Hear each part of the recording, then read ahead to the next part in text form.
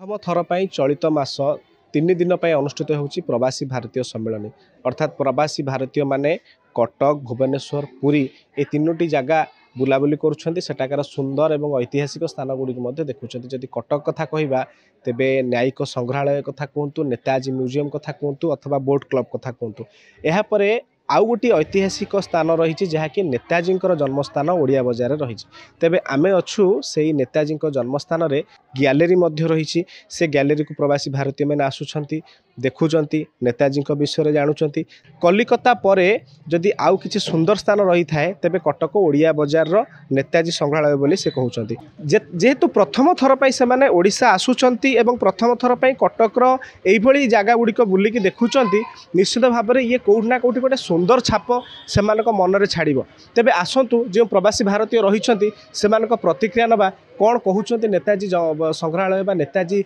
जन्मस्थान बुलिला केमती अनुभूत होउछि मुहर शुणा गतकाली 8/1/2025 ठारू आम नेताजी सुभाष चंद्र बोस जन्मस्थान ओडिया बजार कटक प्रवासी भारतीय मैंने आसुँच म्यूजियम बुली देखुं बहुत खुशी जाऊँगी आम बहुत गर्वित खुशी कटक सहर को एत लोक आसुँच आम बहुत खुशी होचु सतोषजनक से जो उत्तर दे जाऊँच आम बहुत खुशी होचु पुलिस प्रशासन सीएमसी सिक्यूरिटी माने बहुत व्यवस्था कर खुशी होती हवा दरकार हेले आम कटक सहर किसी गौरव फेरी आसो आम किसी गर्व अनुभव कर बाहर लोक जानवे जे कटक सहर जगह कटक सहर एमती जगह अच्छी We are 14 members, all are friends. We are planned to visit here because he's a great freedom fighter.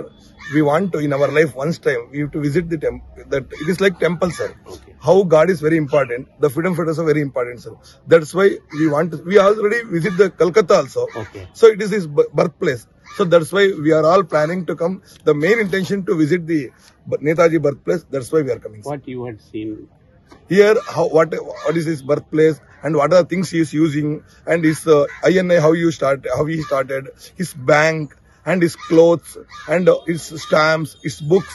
In prison, what are the letters he write to the freedom fighters? Everything we are seeing, sir. We visit the Bhuvaneshwar in Linga Devalaya and go to the Chilku Sarovar, then go to the Puri Jagannath Mahamandir. We had the very good darshana.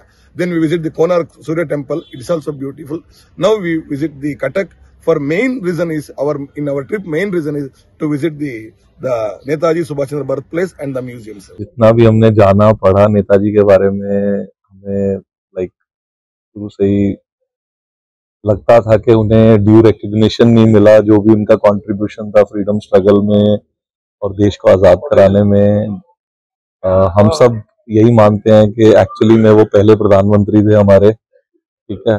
तो आज आके यहाँ बहुत अच्छा emotional moment है, बहुत अच्छा लग रहा है हमें एंड हमें फॉर्चुनेट लग रहे हैं कि हम यहाँ आ पाए और हम चाहते हैं और भी लोग आए और भी देखें जाने और यूथ को जानने की जरूरत है कि रियल एक्चुअल हीरोज कौन थे फ्रीडम स्ट्रगल के, किन्होंने देश के लिए काम किया। तेबे 3 दिन जो यात्रा से आसिचंती ओडिशा विषय जानवे कटक विषय जानवे चंडी मंदिर कथा कहतु बोट क्लब कथा कहतु ये सबू भितर प्रथम पसंद पलटि बोली आम कहीपर नेताजी संग्रहालय जोठार कि नेताजी विषय से अधिक कथा जानुंट जे निज प्रतिक्रिया कहते कि बहुत सुंदर लगे आम बेसी जानी नथुलु विषय कि 12टी गैलेरी बुलिला अधिक कथा जानीपारू। निश्चित भाव में ये जो आसवा जीवा ये आगामी दिन में लगी रमरी कथा गुड़िक आम ओडिया कथा गुड़िक बाहर जाइए पहुँची पार एवं आहुरी से मन में गोटे छाप छाड़देव। कटकू विश्वजित नायक रिपोर्ट, धरित्री लाइव।